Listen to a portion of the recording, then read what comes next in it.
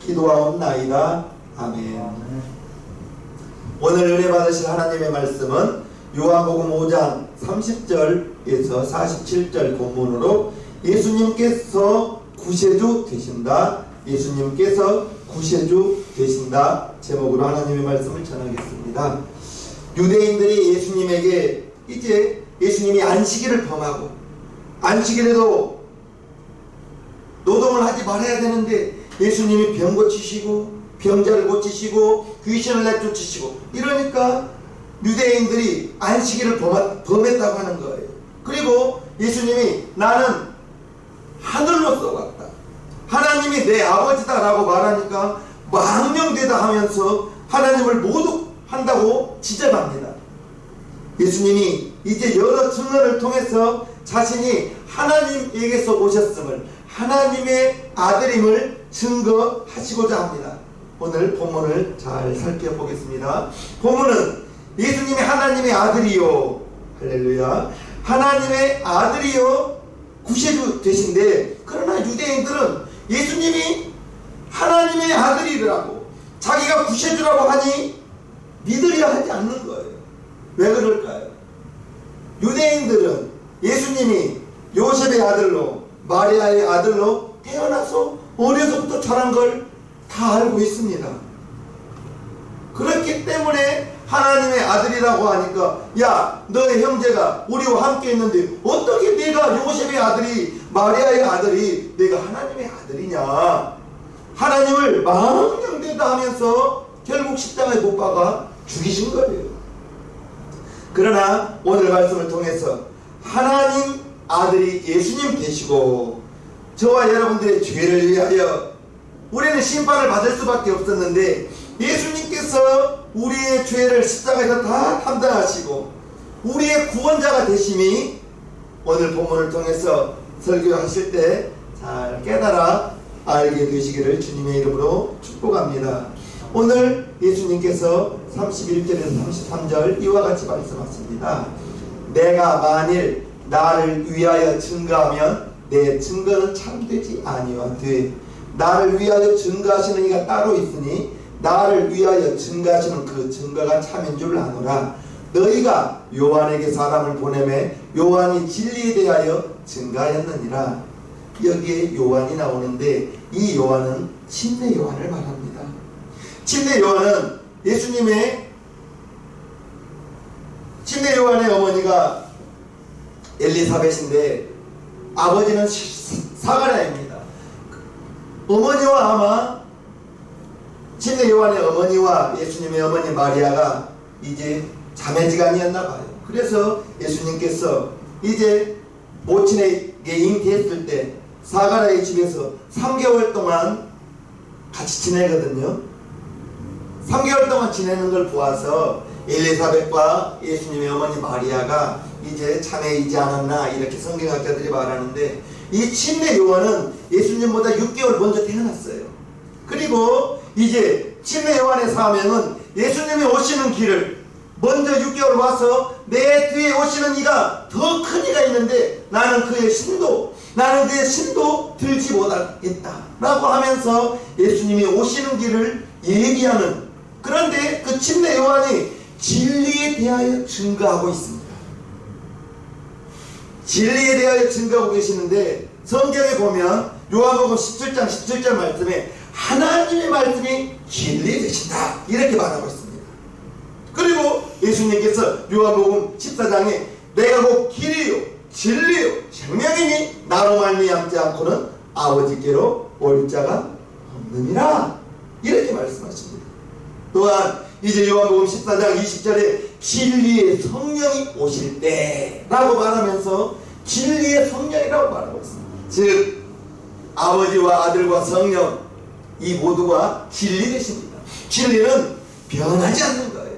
우리 하나님은 변하지 않습니다. 이 요한이 진리에 대하여 증거하고 있다고 말하고 있습니다. 이 요한은 유대인들이 말하기를 선지자로 알고 있습니다. 맞습니다. 선지자입니다. 요한이 나타나기 전까지 400년 동안 선지자가 나타나지 않았어요. 암흑의 시대였어요. 이 암흑의 시대에 침례 요한이 요단강에 나타나 회개하라 천국이 가까이 왔느니라 라고 하면서 독사의 자식들아 말할 때 많은 사람들이 침례 요한에게 와서 침례를 받습니다. 하나님께서 예수님 앞에 6개월 먼저 보낸 침례 요한이 예수님에 대하여 증거하고 있는 것입니다. 또한 예수님이 침례 요한에게 침례를 받으러 올 때 보라 세상 죄를 지고 간 하나님의 어린 양이라 라고 말하고 있습니다. 요한복음 1장에 보면요, 이튿날 요한이 예수께서 자기에게 나오심을 보고 가로되 보라 세상 죄를 지고 가는 하나님의 어린 양이로다. 내가 전에 말하기를 내 뒤에 오는 사람이 있는데 나보다 앞선 것은 그가 나보다 먼저 계심이라 한 것이 이 사람을 가리킵니다. 침례 요한이 예수님이 자기에게 침례를 받으러 올 때 보라 세상 죄를 지고 가는 하나님의 어린 양이라고 증거하고 있습니다.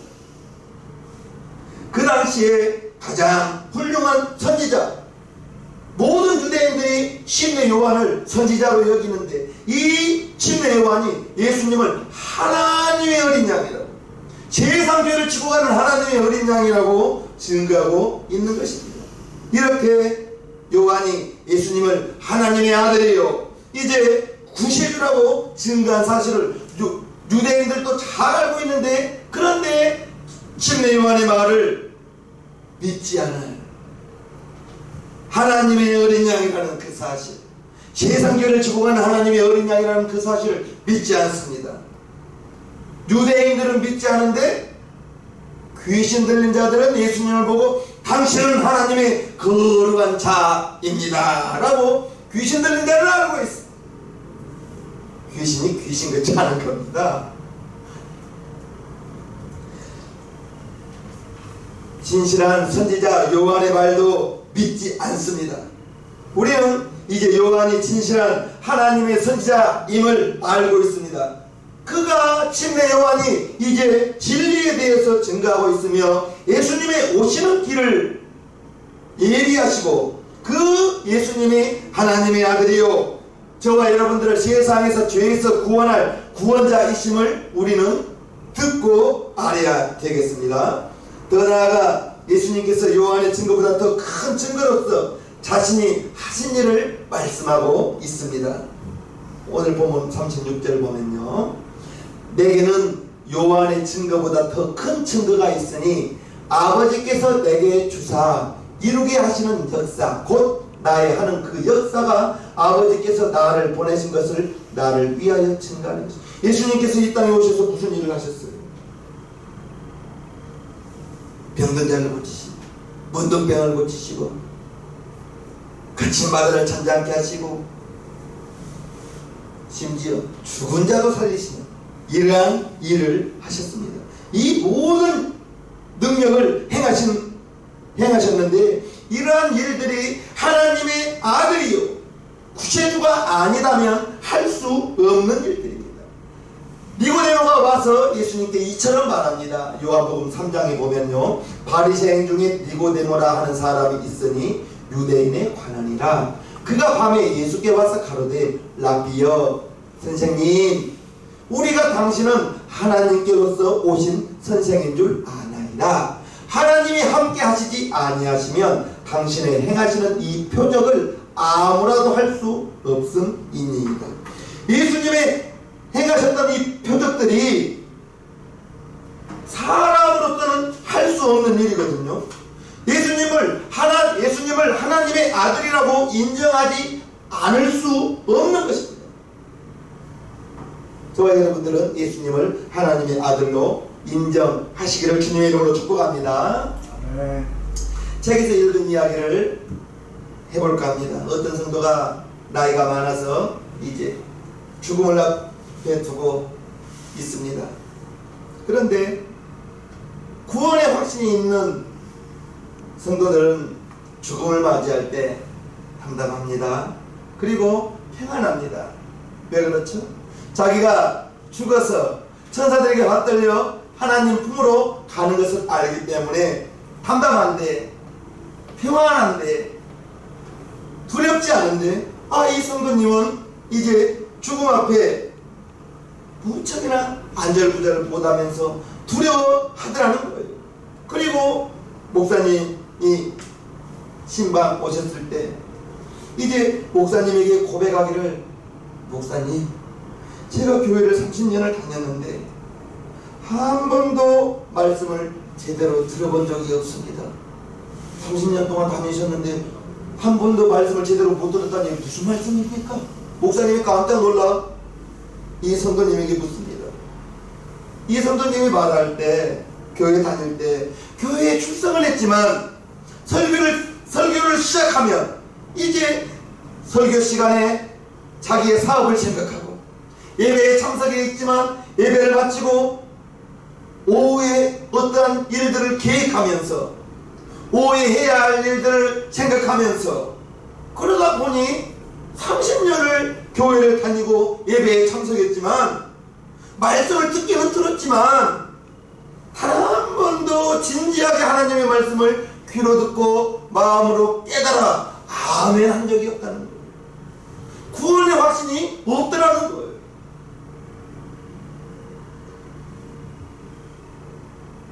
우리 성도님 중에는 그런 걸 한 사람도 없기를 주님 이름으로 축복합니다. 이 방송을 보시는 분들 중에서 그러한 분 한 분도 없게 되기를 주님 이름으로 축복합니다. 아멘. 교회에는 앉아있으나 마음은 세상에 있기 때문에 예배에 집중이 안 되는 거예요. 설교는 귀로 듣고 마음으로 받아야 되는 거예요.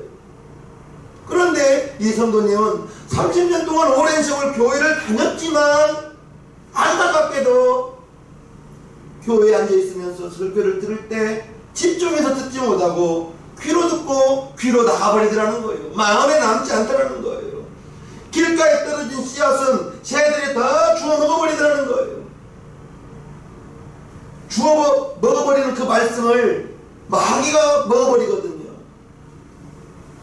길가에 떨어진 밭은 말씀이 싹이 날 수가 없어요. 결실을 맺을 수가 없는 것입니다. 이 성도가 길가에 떨어진 그러한 성도였다. 말씀을 마음으로 받으시기를 주님의 이름으로 축복합니다. 아멘. 말씀을 마음으로 받아야 되는 거예요. 아멘으로 받으시기를 주님의 이름으로 축복합니다. 성경을 자세히 살펴보면 예수님을 알 수가 있고요. 먼저는 예수님에 대해서 압니다. 하나님의 아들이라는 것을 압니다. 독생자로 오신 것을 압니다. 안 그 예수님을 이제 믿는 거예요. 믿는 것입니다. 그 사람의 하는 일을 보면 그 사람을 알 수 있다고 합니다. 마태복음, 마가복음, 누가복음, 요한복음, 사복음서에 보면 예수님의 행하신 일들이 자세히 기록되어져 있습니다. 문둥병을 고치셨습니다. 예수님의 앉은 맹인을 일으키셨습니다. 소경의 눈을 뜨게 하셨습니다. 어눌하게 말하는 자를 분명하게 말하게 하셨습니다. 심지어 죽은 자를 살렸습니다. 거친 바다를 잔잔케 했습니다. 이와 같은 일들은 하나님의 아들이 아니고는 사람으로서는 할 수 없는 일입니다. 우리를 죄에서 구원하시기 위해서 이 땅에 인간으로 육체를 가지고 오신 분이 바로 우리 구세주 예수 그리스도라는 것을 우리는 알아야 될 것입니다. 예수님께서 자신이 하나님의 아들이요 구세주이심을 증거한다고 말씀하고 계십니다.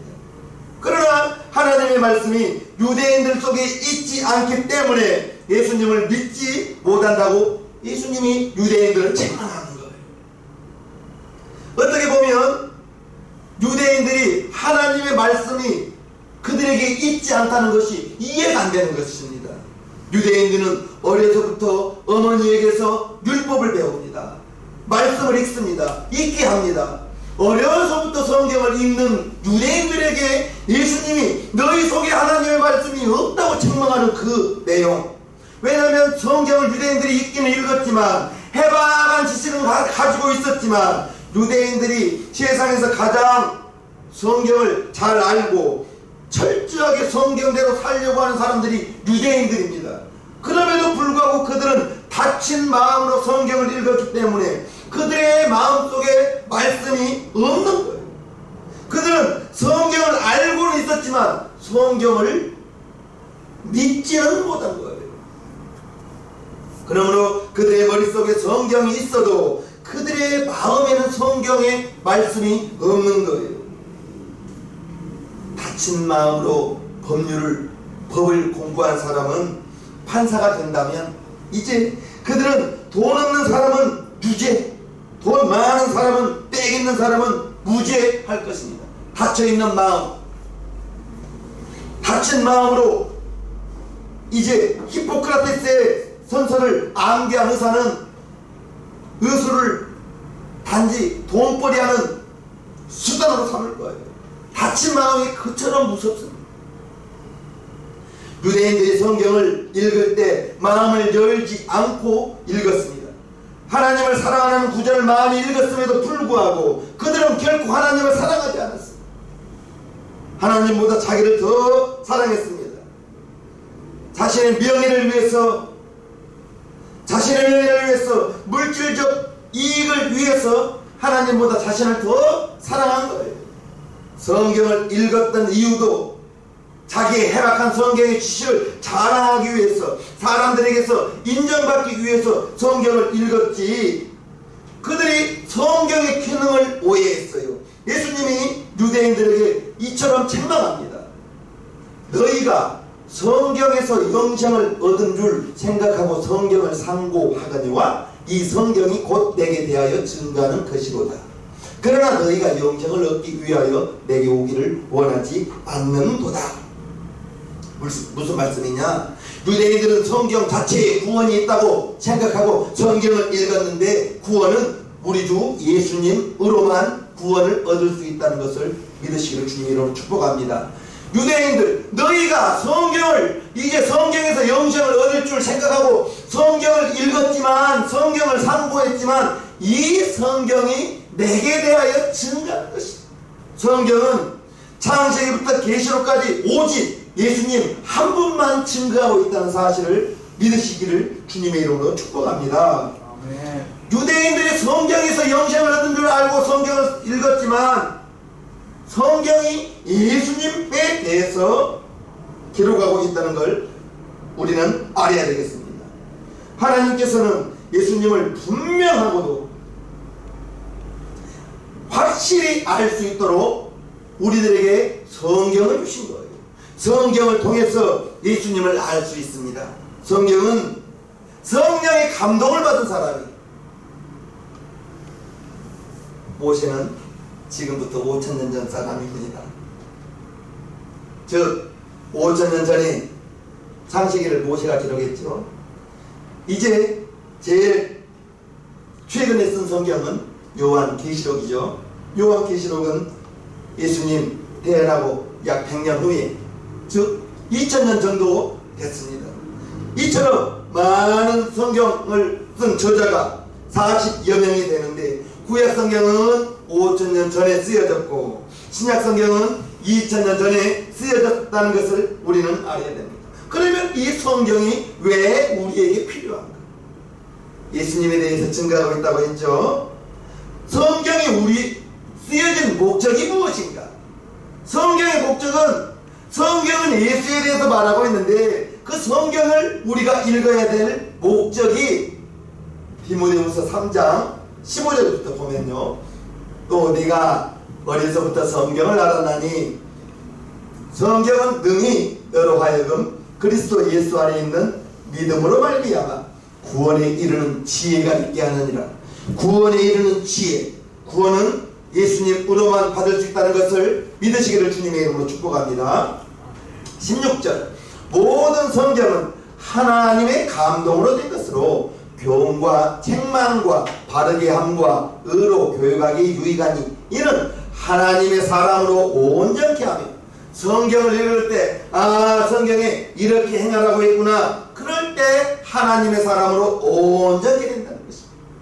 모든 선한 일을 행하기 온전케 하려 합니다. 저와 여러분들을 온전케 하기 위해서 성경이 기록되었다는 것을 우리는 알아야 되겠습니다. 믿음으로 말미암아 구원에 이르는 지혜를 얻는 것, 구원을 얻게 하시는 예수를 알게 하는 것, 그것이 성경이라는 것입니다.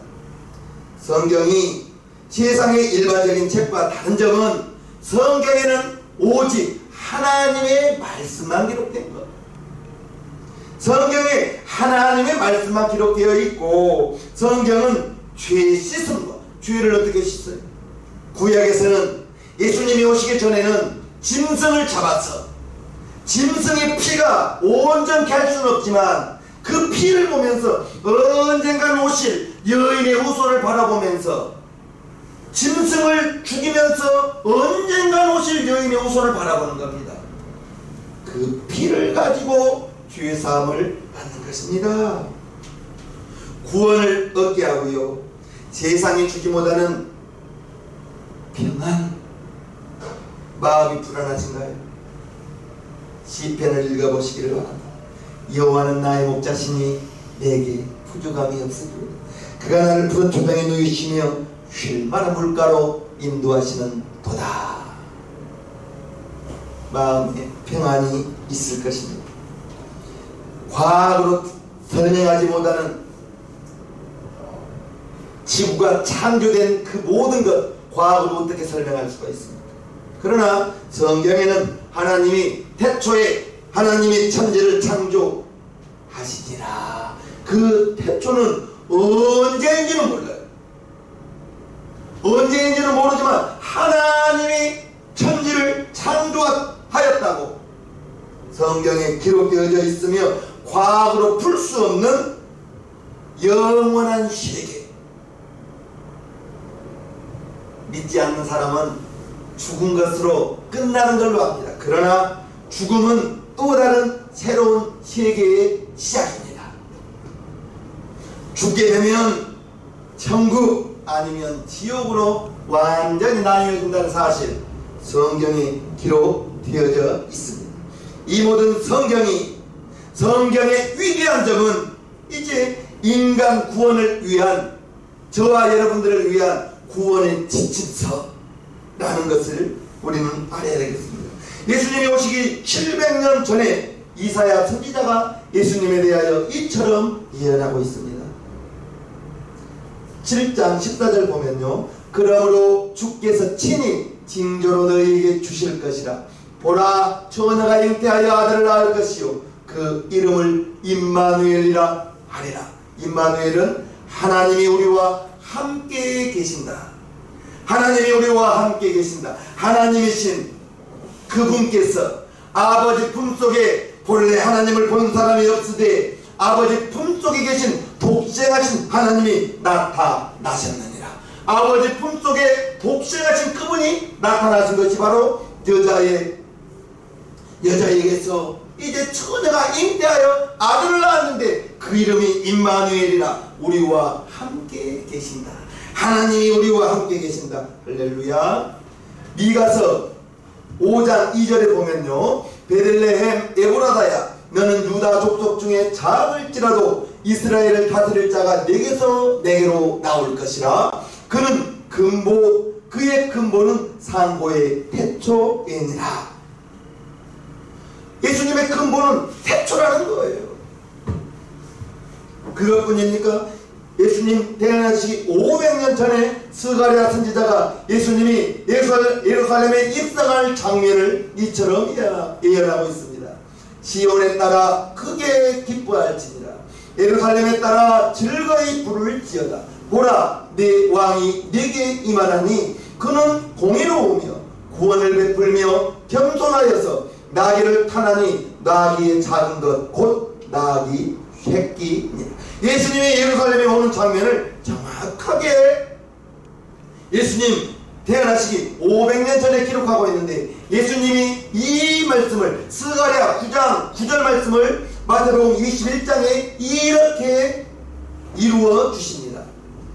21장 1절부터 5절까지 읽어드리겠습니다. 저희가 예루살렘에 가까이 와서 감람산 벳박에 이르렀을 때에 예수께서 두 제자를 보내시며 이르시되 너희 맞은편 마을로 가라. 곧 매인 나귀와 나귀 새끼가 함께 있는 것을 보리니 풀어 내게로 끌고 오너라. 만일 누가 무슨 말을 하거든 주가 쓰시겠다 하라. 그리하면 즉시 보내리라 하시니, 이는 선지자로 하신 말씀을 이루려 하심이라 일렀으되 시온 딸에게 이르기를 네 왕이 네게 임하나니 그는 겸손하여 나에게 곧 멍에에 있는 짐승의 새끼를 닫도다 하라 하였느냐. 이 말씀을 스가랴 9장 9절 말씀을 이처럼 예수님이 이루어 주셨습니다. 그 밖에도 이제 예수님의 고난과 십자가의 죽음, 부활, 성취하신 모든 내용들이 되어질 내용들이 구약 성경에 기록되어져 있다는 사실입니다.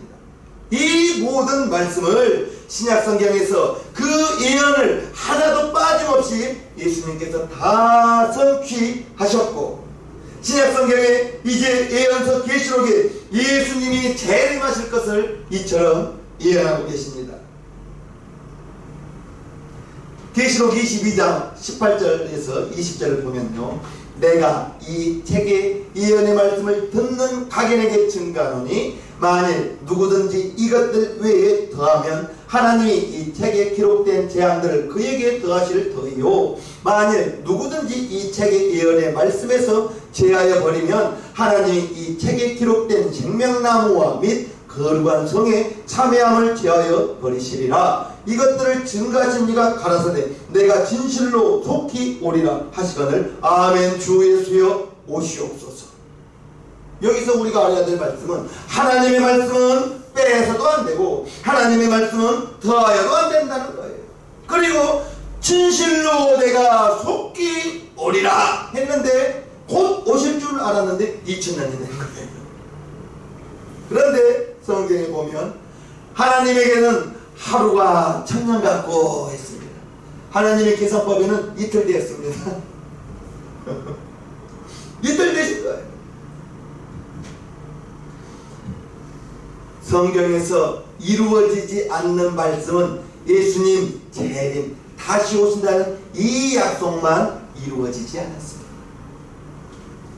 우리는 이 성경을 대하는 자세를 어떻게 하여야 합니까?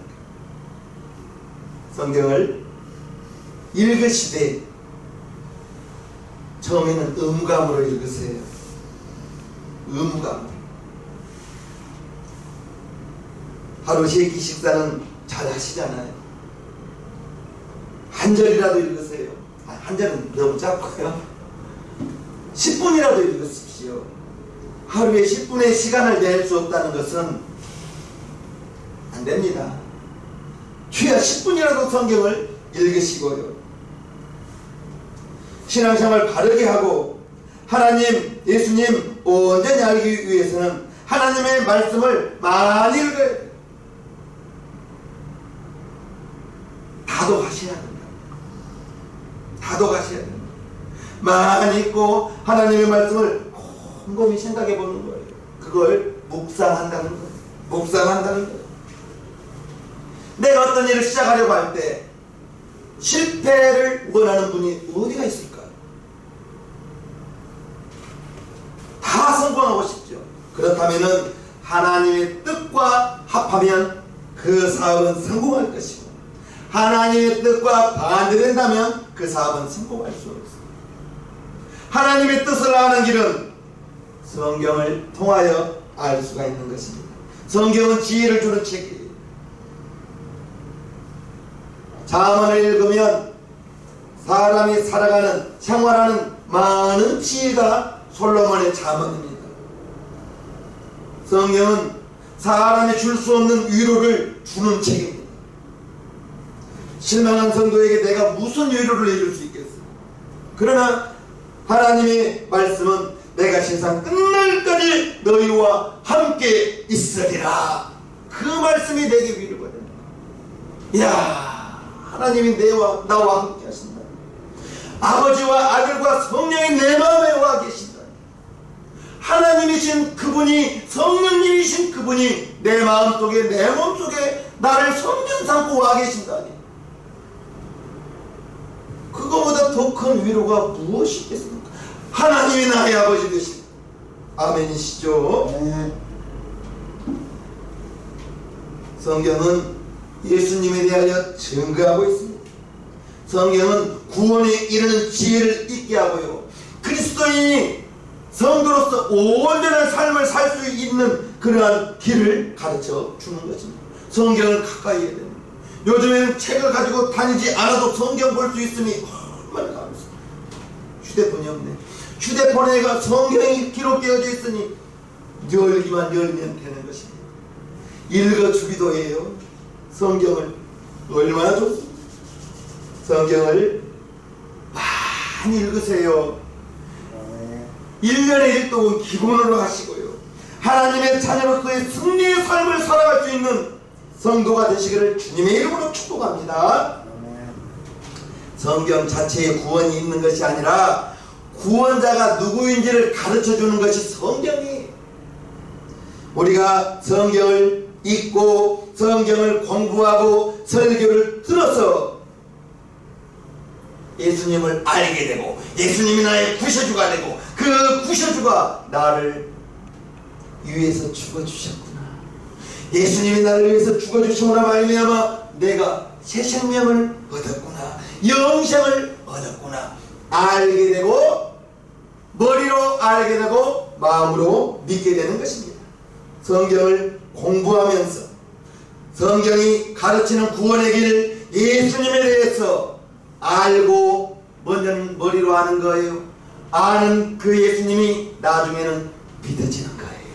하나님의 아들이 믿어지고 나를 위하여 십자가에 죽으신 것이 믿어지고 예수님이 죽어주셨기 때문에 나의 모든 죄가 다 씻어졌다는 것이 믿어지고 나의 모든 죄가 다 씻어졌으니 나는 하나님의 자녀가 되었다는 것이 믿어지고 예수님이 죽은 자 가운데서 3일 만에 살아나셨다는 것이 알았던 것이 믿어지고 그 예수님이 내 마음속에 성령으로 와 계신 사실이 믿어지고 처음에는 들어서 알고 그 아는 말씀이 믿어지고 성경 전체를 다 암기한다 할지라도 구원받을 수 없어요. 그러나 성경을 아는 말씀을 마음으로 믿어지게 된다면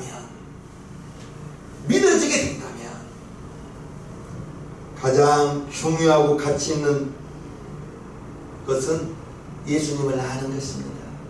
예수님을 믿는 것입니다. 할렐루야. 예수님이 하신 일들을 보면서 이제 성경이 예수님에 대해서 말씀하고 계시는데 하나님의 아들이심을 말씀하고 계시는데 예수님이 내 죄를 담당하셨다고 십자가에 달리셨다고 말씀하고 계시는데 그 말씀하신 그 예수님이 그 십자가가 믿어지기 때문에 감사한 거예요.